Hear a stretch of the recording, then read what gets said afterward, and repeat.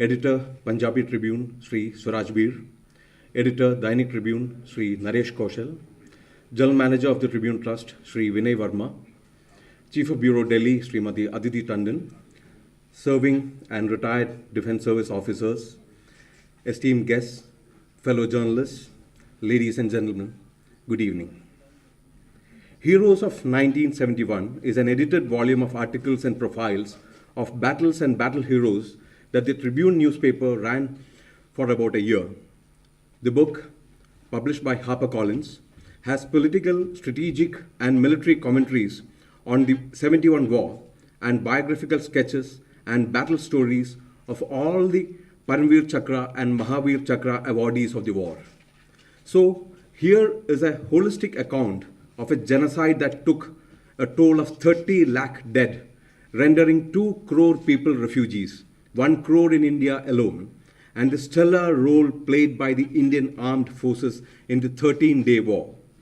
India's intervention and the defeat of the genocidal oppressors of the people of Bangladesh make the 1971 war the most unique humanitarian intervention in contemporary history. We are privileged to have none other than the acclaimed Soldiers Minister, Honorable Defence Minister of India, Sri Rajnath Singh Ji, to release this account of the 71 war. Sri Rajnath Singh Ji has been credited with many new initiatives, including theaterization, defence corridors, and for turning India into a weapons exporter. Of course, he will always be remembered for the resolute Indian response to our nosy neighbor on the icy peaks of the Himalayas. I welcome Honorable Raksha Mantri Ji, who maintains a strong emotional connect with the soldiering families all across the country. The Tribune group of newspapers is run by the Tribune Trust, which is a unique public trust that has unfailingly championed first the nation's freedom and along with it the freedom of the press. The 141-year-old trust is now headed by former Governor of Jammu and Kashmir, former Union Defence and Home Secretary Sri N.N. Vora, who has a deep insight into issues of national security and military affairs. He has written a scintillating foreword to the book. I welcome Sri N.N. Vora. We have on the dais a veteran who led a tank column to Dhaka, former Western Army commander, Lieutenant General retired S.S. Mehta, as a young major, had fought the 1971 war and had led the legendary tank crossing of the Meghna River. He has contributed a brilliant chapter to the book. He is a member of the Tribune Trust. I welcome General Mehta. Sri Gurbachan Jagat is a former Director General of Jammu and Kashmir Police, former Chairman of the Union Public Service Commission, and former Governor of Manipur. A commentator and writer of repute, he is a member of the Tribune Trust. I welcome Sri Gurbachan Jagat. I would like to specially mention all those who have contributed to the 71 War series, making this book a grand success. Admiral retired Arun Prakash, Air Vice Marshal retired Arjun Subramaniam, Lieutenant General retired Raj Sujlana, journalists Ajay Banerjee of the Tribune, Sujan Datta, Manoj Joshi, Major General retired Randhir Sinha, who is no longer with us, Commodore Srikant Kesnur, Lieutenant Commodore Divya Jyot, Lieutenant Colonel A.K. Alavat, Wing Commander retired J.S. Bhalla, and Major Ishlin Kaur. And we have the luminaries of the security establishment here. I welcome you all to this gathering. Now, I request Honorable Raksha Mantri to release the book, Heroes of 1971.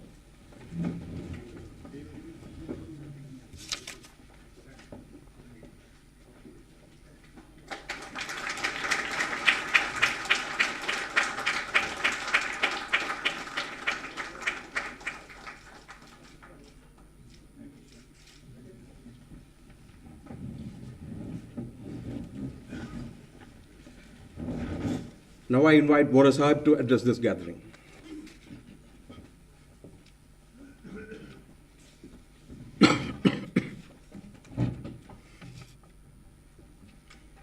Honorable Raksha Mantri Ji, Shri Rajnath Singh, I am extremely grateful to him for having, despite all his other commitments, accepting our request to be here this evening. I have had the privilege of working with him in Kashmir for 4.5 years till I left the state.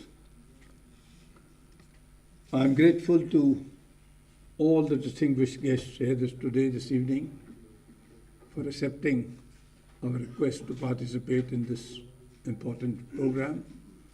I particularly recognize General Sharma, former Chief of Army Staff, in whose time I was also in the Ministry of Defense, and many other good friends, General Ranveer Singh and others. And as the Editor-in-Chief mentioned just now, amongst the many uniform ex-officers, ex-service officers, General Mehta represents that generation of young officers who participated in this conflict and participated successfully and heroically. Now, I have a little limitation of time, and originally I wish to say certain things, but there is Raksha Mantri ji has to meet another very important assignment, and I will try to be brief.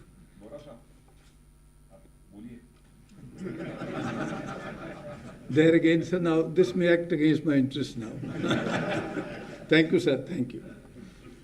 Sir, I, with your permission, just wanted to say briefly, why is the Tribune and the Tribune group of newspapers located in Chandigarh, managed and run by the Tribune Trust, involved with this event?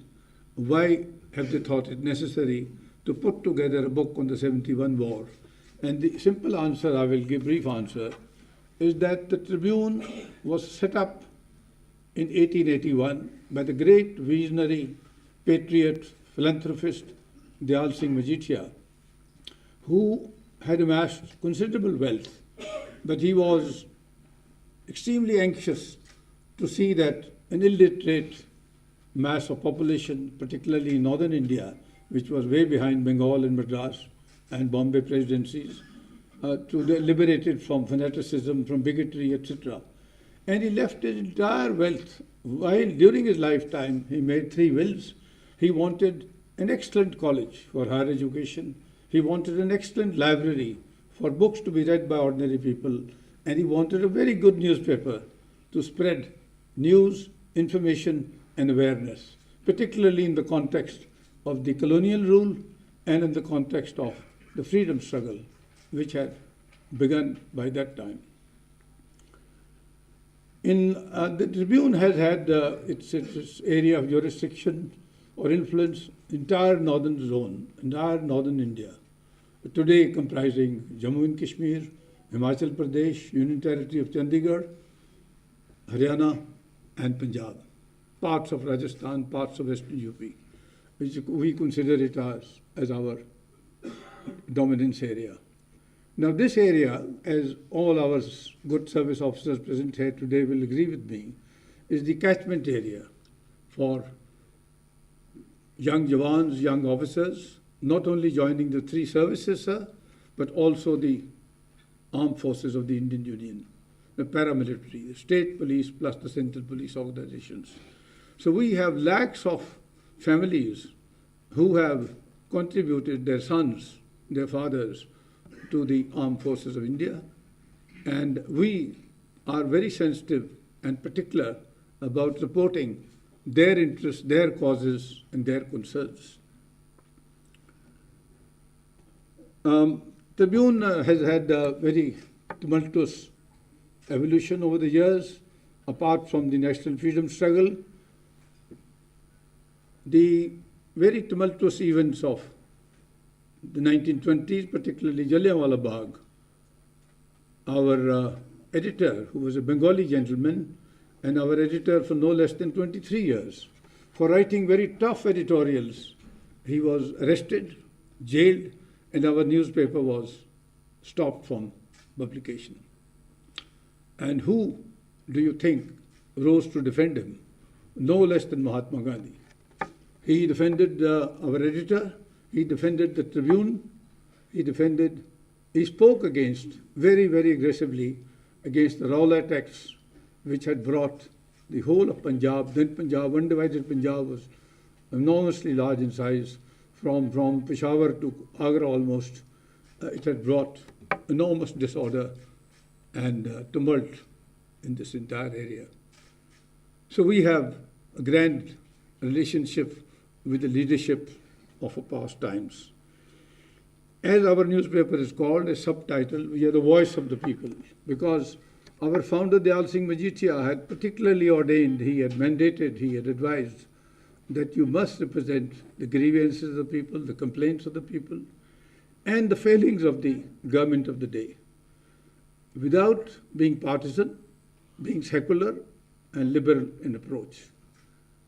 I feel very proud in mentioning that despite various circumstances which have influenced our functioning, in even free India after 47, the Tribune has, I claim, kept the word of the founder in terms of its neutrality, non-political attitude towards reporting, editorial policies, and being fair to the people of Punjab and the polity which rules the entire northern region.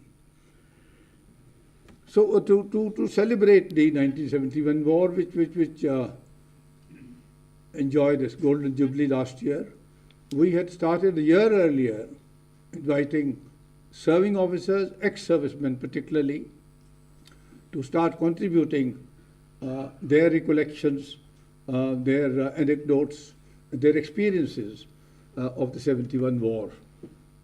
And we have not put together everything we have, but for 1 year, every Sunday, in the Sunday edition, we used to bring out these special articles.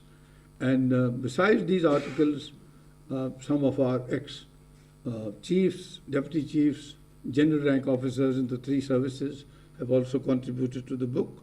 And we have particularly devoted a section of the volume to the winners of the Paramveer Chakra, Mahavir Chakra, and the Padma Awards. So this book, in one word, is devoted to the recalling the history and the memory of our fallen heroes, and to make the present generations aware of this great war. Now, going a little further, I would say that why is it necessary to be so incensed about the importance of military histories?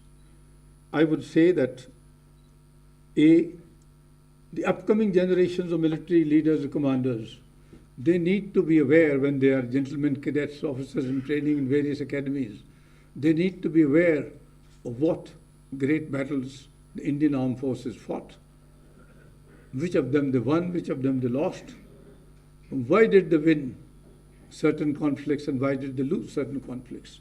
These lessons are learned from a good study of the histories of war, past wars and conflicts. And I have a little grievance. I've served in the Defense Ministry for many years, and I kept on arguing then, now I don't say anything, that we have been guilty of delaying the publication of military histories. But now recently, the last 7, 8, 9 years, I think most of the histories which were finalized when I happened to be in the ministry, and General Sharma was there, these were kept in the shelves for almost 25 years. And now, about the war, General Mehta will be saying certain things shortly, but I would say, as a civilian who has served in the Ministry of Defense and served elsewhere in the country in areas of internal disturbance and external disturbance, that the kind of cohesion, the kind of jointness, the kind of collectivity of effort between the three services, between the intelligence agencies, between the central police organizations and the states of Tripura, Meghalaya, Assam, West Bengal, the entire civilian authorities, the cohesion which was brought together to deliver a fatal punch to the adversary when the war was won. Of course, there are details of operations and how things happen, but I would say, looking back and having worked in this arena for a good many years, that this kind of jointness, this kind of excellence of cohesion has not been witnessed before or after. But now, more recently, certain reforms have been brought in, certain initiatives have been taken, and I'm sure that the kind of jointness we are looking for between the services will be soon achieved. The three great achievements of this war, one was to dismember Pakistan, the second was to liberate from genocide and harsh treatment for almost 50 years, almost 25 years at that time, from the federal government of Pakistan in Islamabad. Entire people of East Pakistan, East Bengal, to create a new country, a new free country, Bangladesh, was not a small achievement. This great victory.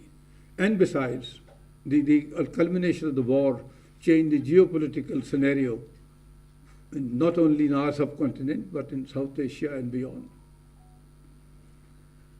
So I would say I pay great tribute to the chiefs of that time, to the police officers, the intelligence officers, to Raksha Mantri Jagjeevan Ram, who worked very quietly behind the scenes along with the Principal Defence Secretary K.V. Lal and a host of other officers in achieving this synergy, this getting together, working together without any pomp or publicity.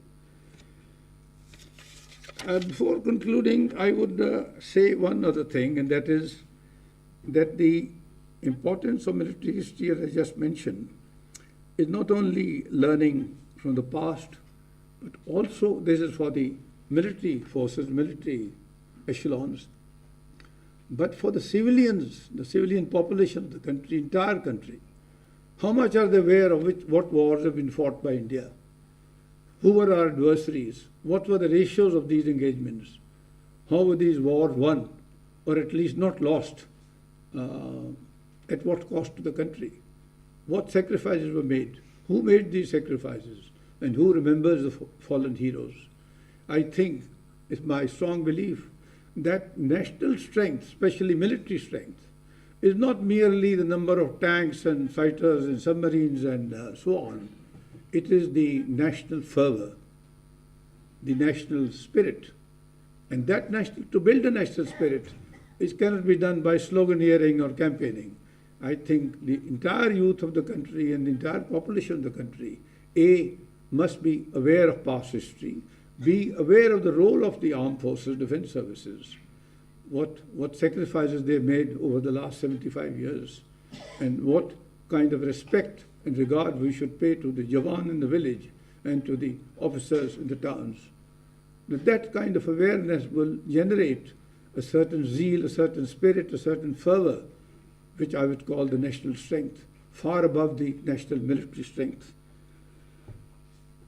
In this context, I would appeal to Raksha Mantri ji that whenever the opportunity arises, to please consider that all the authorized histories of war, military histories, which have been made public in the public domain, if they could be translated in at least the major languages of our country and distributed in schools and colleges, public libraries, for the people at large, they must know what national security means, who our adversaries are, what are our defense forces doing, what they have to do when a situation arises, what kind of sacrifices they make for the country, which are soon forgotten, sorry to say. And this kind of awareness will go a long way in building the national strength that I am mentioning. Thank you very much, sir, once again for your kind and gracious presence here. And I would now request General Mehta. No, before I request you, sir, Raksha Mantri ji, would you address from there, sir, or from here? Right, sir. Right, sir.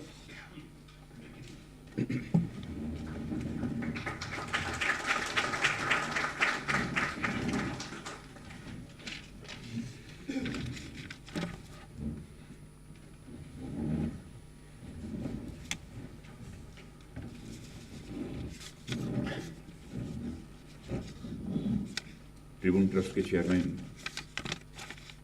Respected N N Vohra sahab, 71 बार में जिन्होंने लड़ाई लड़ी है, lieutenant general S S Mehta, Shri Gurbachan Jagat ji, और Tribune के editor Shri Rajesh Ramachandran, Shri Vinay Verma, Shri Swarajbir Singh ji, Shri Naresh ji Kaushal, Shri Aditi Tandon और यहाँ पर मौजूद सारे डिस्टिंग्विश्ड गेस्ट, देवी ओम सज्जन। यहाँ तक इस पुस्तक के रिलीज करने का प्रश्न है, मैं समझता हूं कि मैं इसके लिए उपयुक्त व्यक्ति नहीं हूं। यहां पर जो लोग मौजूद हैं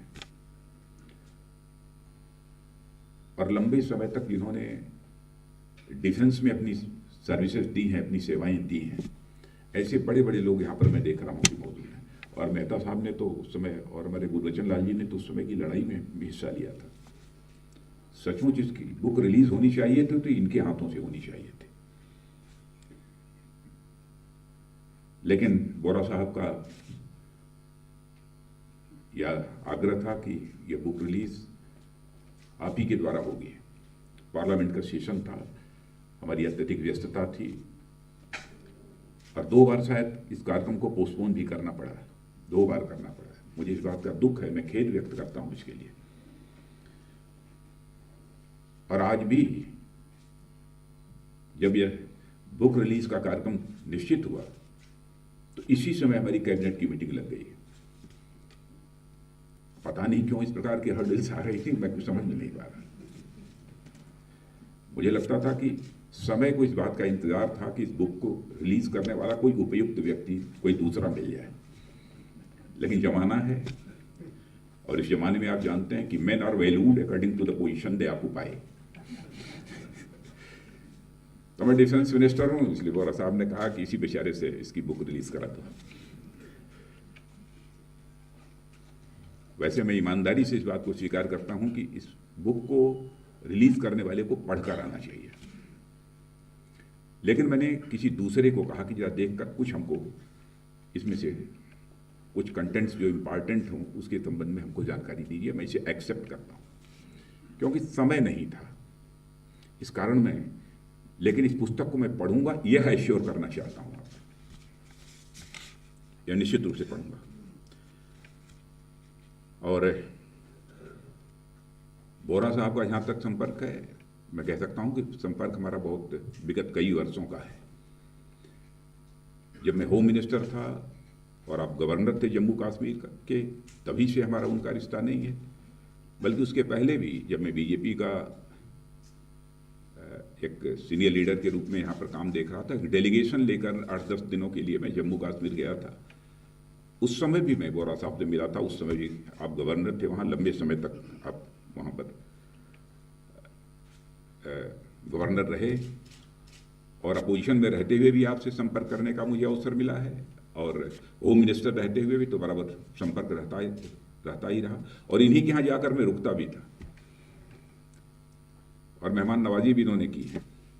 लेकिन मैं कह सकता हूँ बोरा साहब ने बराबर एक, भले ही मैं होम मिनिस्टर था, लेकिन गार्जियन की तरह बिहेव किया है, इसलिए उनके प्रति हमारे दिल में बहुत ही रेस्पेक्ट है। और इसलिए आज बुक रिलीज के कार्यक्रम में यहाँ पर मौजूद हूँ। राजेश रामचंद्रन जी जो इसके एडिटर हैं, उनसे हमारा कोई बहुत पुराना तो संबंध नहीं है, लेकिन वो मिले हैं जितनी बार भी मुझसे, मैं कह सकता हूं कि बहुत ही सहज, सरल और एक वह सौम्य इंसान है। और उन्होंने 1971 की गोल्डन जुबली के अवसर पर जो इस ट्रिब्यून में कई राइटअप्स, कई लेख जो प्रकाशित किए हैं, मैं समझता हूं कि जो ऐतिहासिक क्षण हैं उनको ये खुद में एक यादगार बना देते हैं। और इस पुस्तक को मैं बैठे बैठे भी मैं देख रहा था, और मैंने एक आर्टिकल पढ़ी है बैठे बैठे, जो भी यहाँ पर मैंने देखा है कि बांग्लादेश से कुछ प्रिजनर ऑफ वार्स को लेकर एक शिप यहाँ पर आई थी।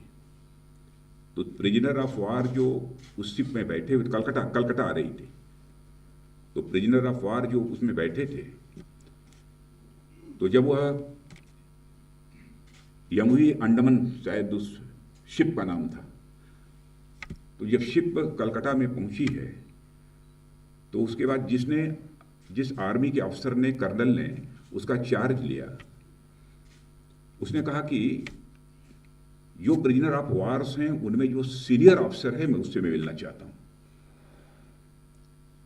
तो जो सीनियर ऑफिसर था वो कमांडोर था पाकिस्तान का, जो प्रिजनर ऑफ वार थे, और उनके मिलते ही उस कर्नल ने, हमारे कर्नल ने उनको सैल्यूट किया और उन्होंने भी उनको सैल्यूट किया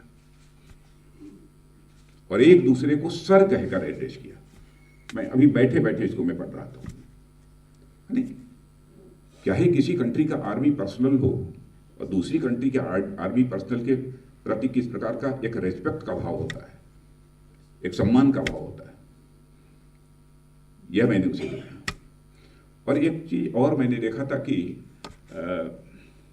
एक मिस्टर खालिद करके वो थे prisoner of war, Abdul Khalid, और बहुत बड़े एथलीट, और एशियन गेम में उनको गोल्ड मेडल भी मिला हुआ है 100 मीटर में मिला हुआ है।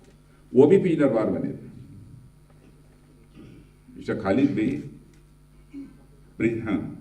वो थे प्रिजनर ऑफ वार। तो वह जब गिरफ्तार होकर जब यहाँ पर आए तो मुझे यह बतलाया गया कि उनको भी उसी तरह का सम्मान दिया गया जैसा कि एक किसी भारतीय को सम्मान मिलना चाहिए, उस प्रकार का उनको सम्मान दिया जाता था, क्योंकि एक बहुत ही बड़े एथलीट होने के कारण, और साथ ही साथ हमारे पड़ोसी देश के वो तो प्रिजनर ऑफ वार थे, बंदी थे। यह सब सारी चीज़ें जो ह्यूमन टच वाली है, वह सब सारी चीज़ें भी पुस्तकों में दी हुई हैं। कुछ नारियों के संबंध में भी, हमारी वीर नारियां हैं, उनके बारे में भी मैंने देखा कि इसमें उल्लेख है। तो बहुत ही, मैं कह सकता हूं कि बहुत ही हार्ट टचिंग है।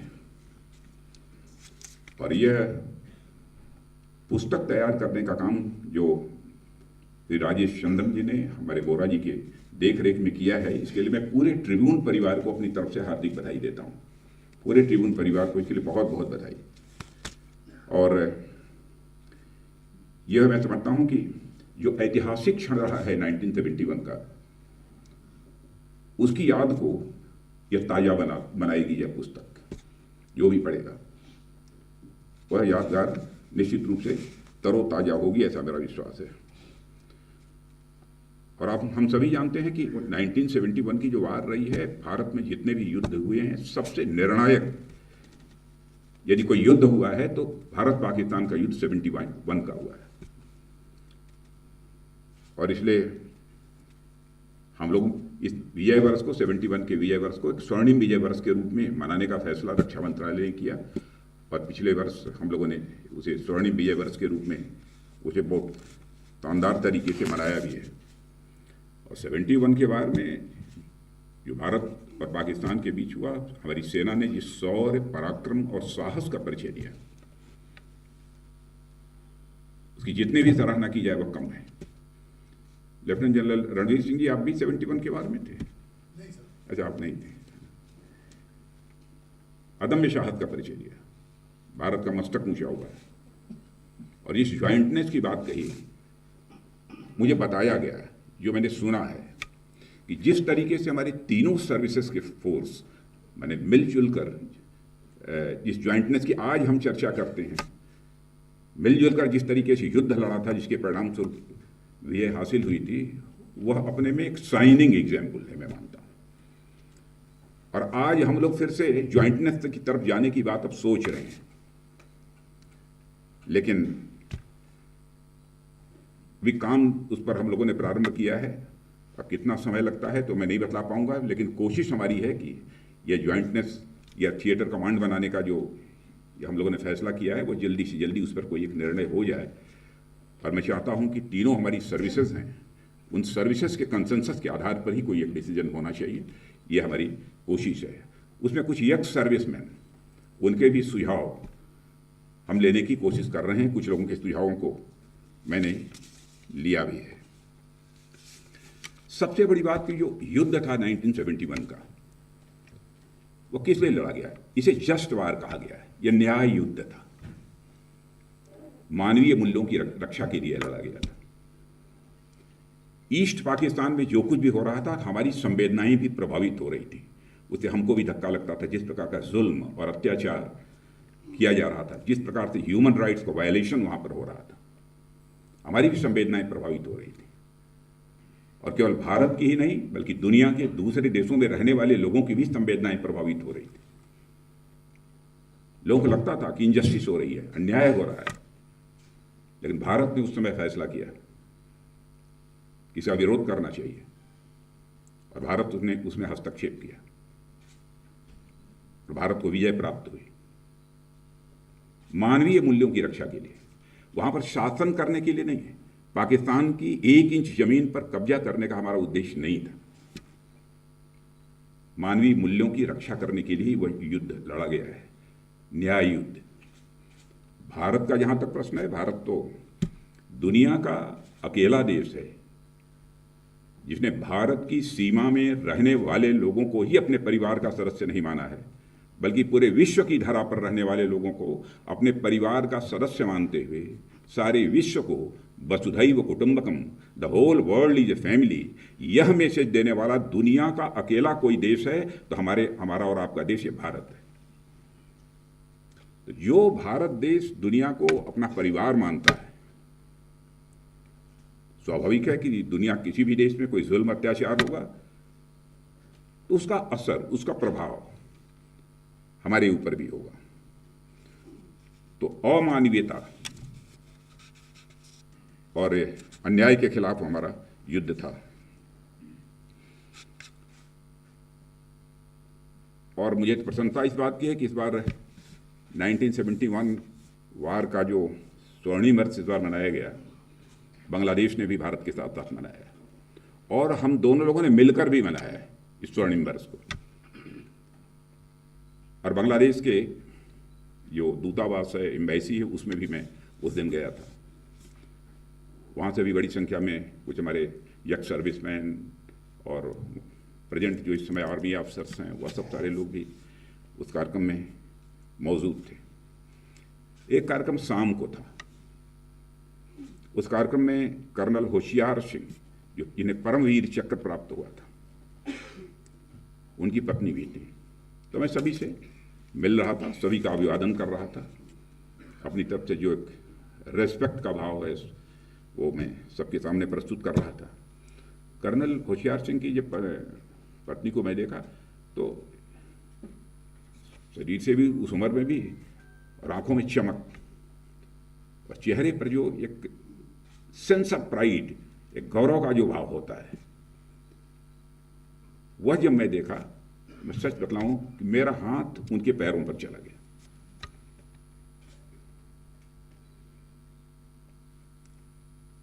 इंसान इंसान ही होता है। और मैं कह सकता हूं कि जिन हमारे सेना के जवानों ने इस युद्ध में भाग लिया है, उनका सदैव यह भारत ऋणी रहेगा। हमारी इस प्रकार की भावना है। और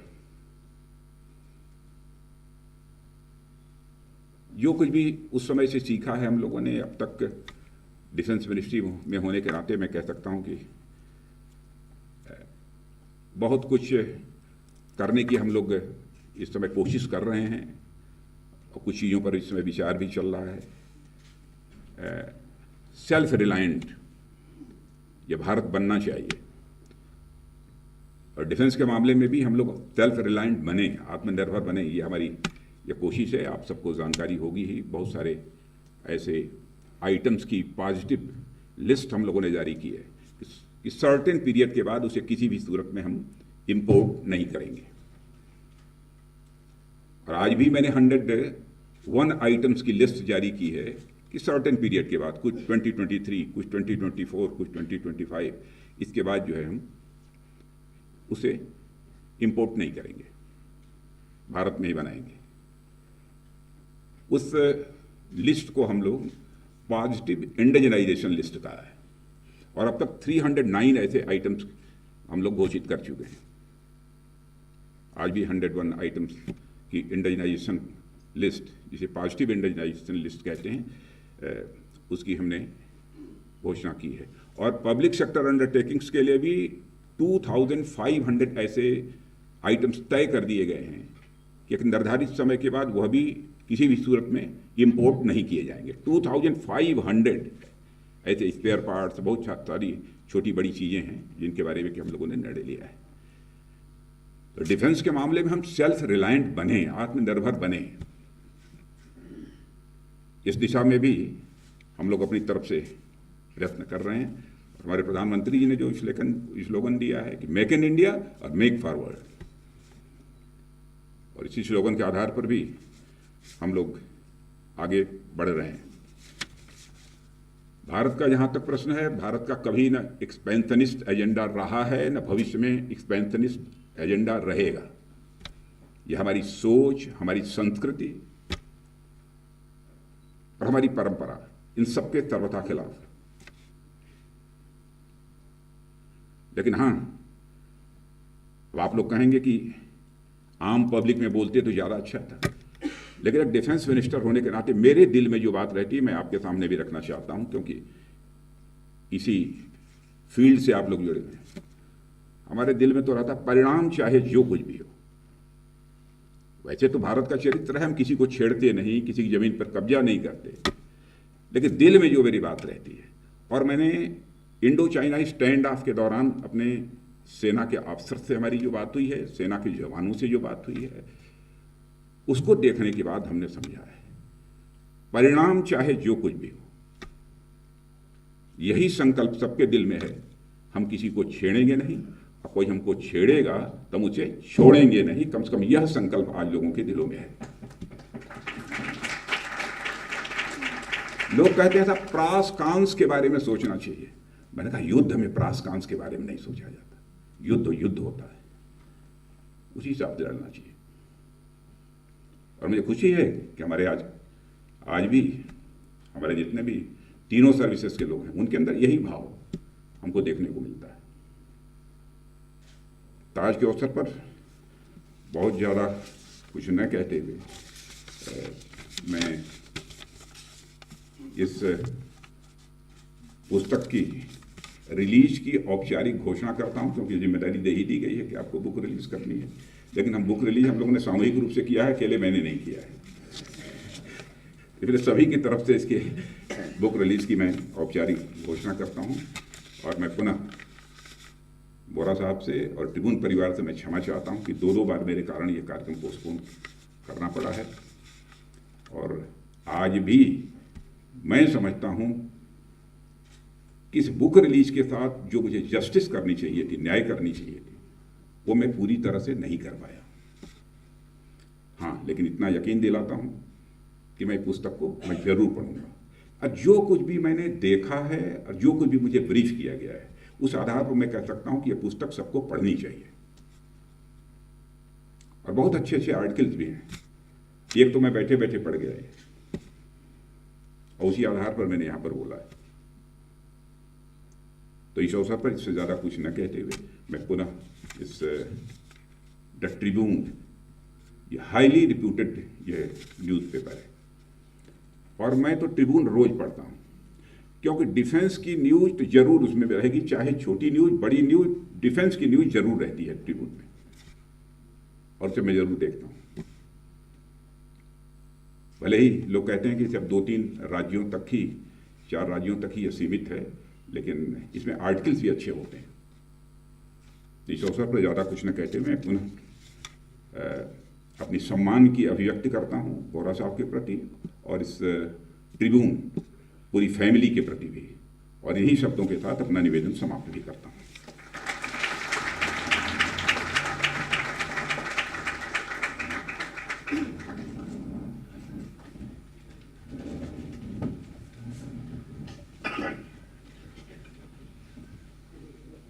रक्षा मंत्री जी, आपने तो मोटिवेशनल टॉक किया है, तो मैं 3 मिनट लेना चाहता था, 5 मिनट लूँगा आपकी परमिशन से। जो आपने कहा जस्ट और unjust wars, Michael Walzer has written a book called just and unjust wars. उनका ये कहना है कि 20वीं 20th सेंचुरी में there is no example in the world of humanitarian intervention which India has done. The whole world was watching. The whole world was informed. United Nations were informed. Nobody took action. India did, and liberated a country which is going under genocide and brought it free from genocide. That is, मंत्री जी जो आप कह रहे थे, it's been written historically written across the world. लेकिन 3-4 बातें मैं जरूर बताऊंगा. मैं 27 साल का था. I had a son 15 months old whom I had not seen for a day. कोई मेरे दिल में भय नहीं था जब मैं लड़ाई में गया. लेकिन अब 50 साल बाद मुझे मैं देखता हूँ लड़ाई के बारे में, मैं 3-4 बातें कहना चाहता हूँ जो मैं समझता हूँ ज़रूरी है इस मौके पे कहने के लिए. सबसे पहले मंत्री जी, it was a victory of democracy over military rule. Democracy की परिचय कभी नहीं कर सकता मिलिट्री रूल, क्योंकि डेमोक्रेसी के अंदर आम आदमी, the talent of the arm forces and the political establishment system, ये सब जब एकजुट के काम करते हैं तो कोई ताकत नहीं है दुनिया में जो मिलिट्री रूल डेमोक्रेसी को हरा सके. मुझे ये समझ नहीं आता इतनी उम्र में, लगभग 80 साल का होने वाला हूँ, कि मिलिट्री रूल वालों को ये समझ क्यों नहीं आता. Democracy will always win, and that is what 71 did. Second, it was a victory of humanism और बार्बरिज्म.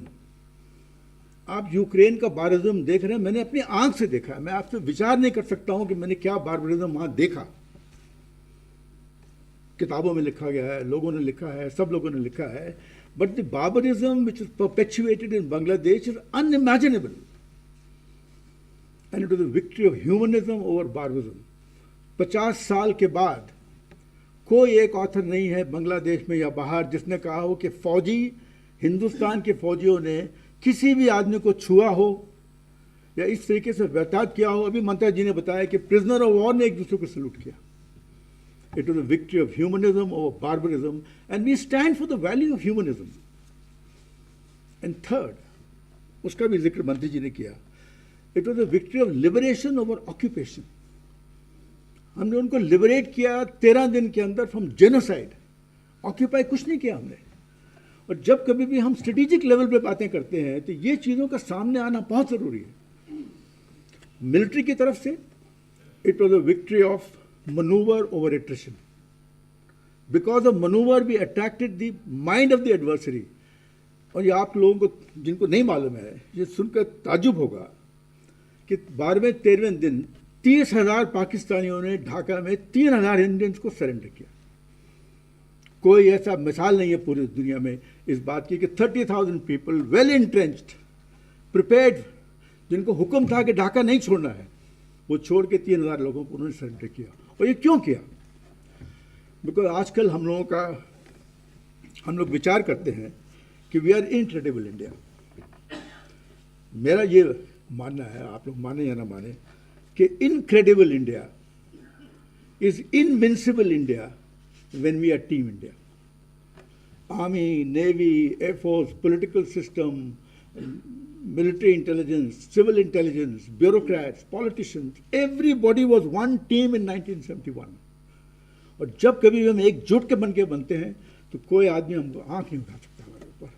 आपने सर भी विचार किया अभी कि तीनों अंग लड़ेंगे इकट्ठे, थिएटर कमांड बनने चाहिए. कुछ लोग कहते हैं नहीं बनने चाहिए, लेकिन सब लोगों का अपना अपना विचार होता है.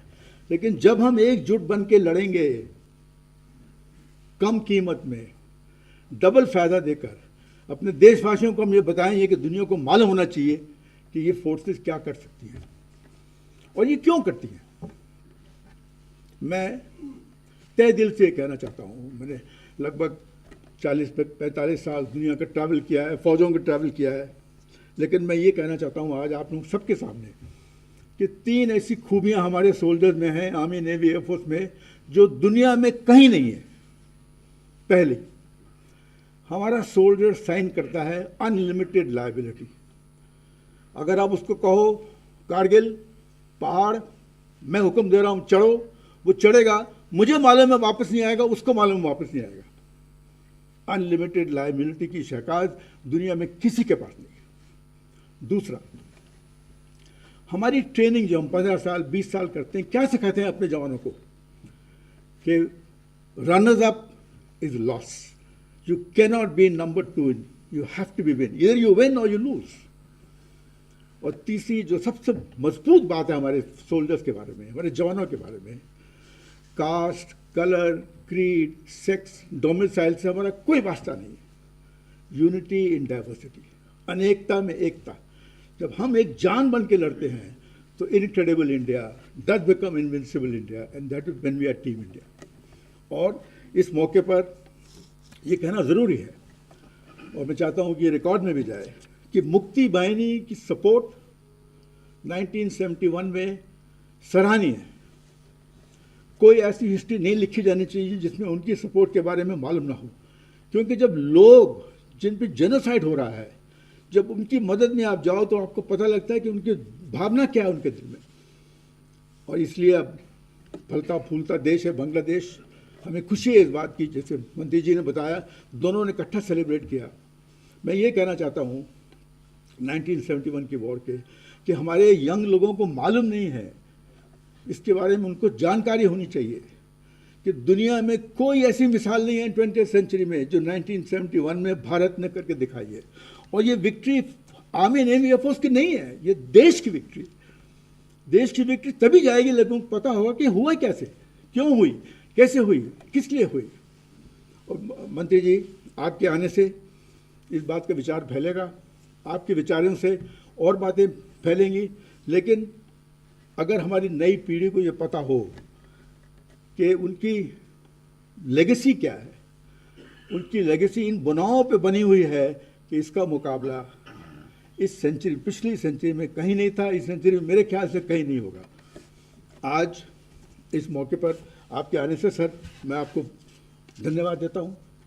बोरा जी ने पहले कह दिया है, और जितने गणमान अनुमान शक्ति हमारे लोग हमारे सामने आए हुए हैं जिन्होंने अपना कीमती टाइम निकाल के ये टाइम काटा है, मैं ये कहना चाहता हूँ कि आपके एक आने से मेरा 2-3 गुना खून बढ़ता है, ये पता लगाने के लिए कि लोग जानना चाहते हैं कि 71 में हुआ क्या।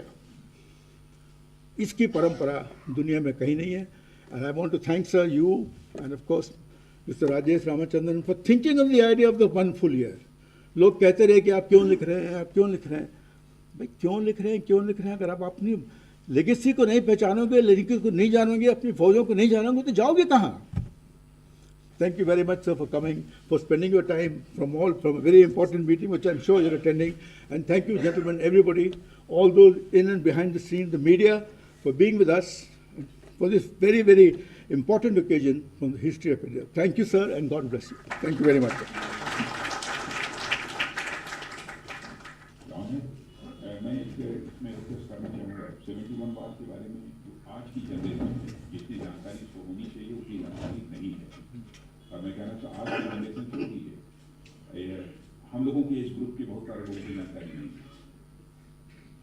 तो ये बुक मैं समझता हूँ बहुत उपयोगी है, लेकिन इसका ट्रांसलेशन केवल इंग्लिश में नहीं, इंग्लिश में पढ़ने वाले लोग केवल 1%, 1.5% लोग हैं पूरी इंडिया में।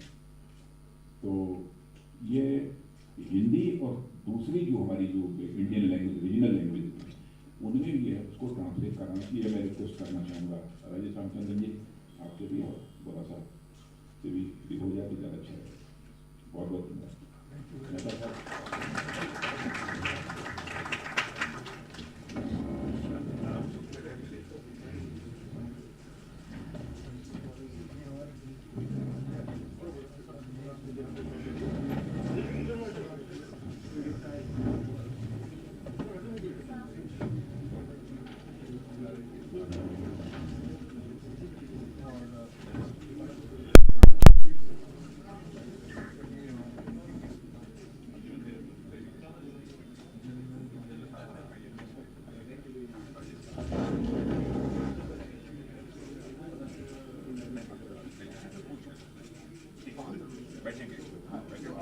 मैं मिलना चाहूँगा जी, मिलना चाहूँगा आपसे।